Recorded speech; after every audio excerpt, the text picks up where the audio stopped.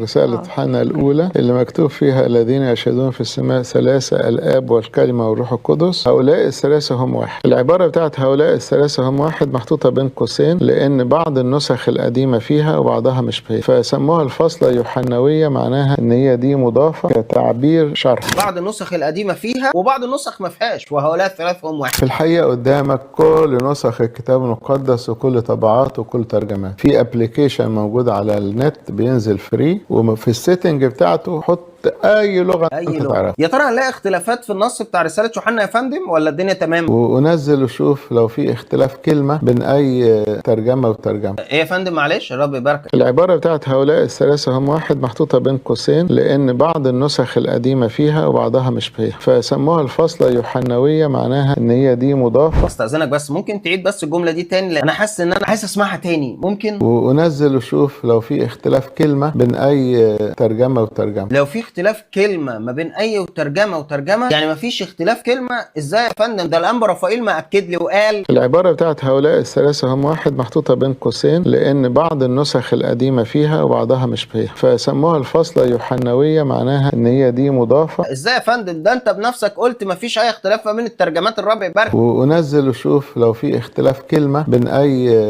ترجمه وترجمه. بالله عليكم الانبا رافائيل ده كذاب ولا مش كذاب؟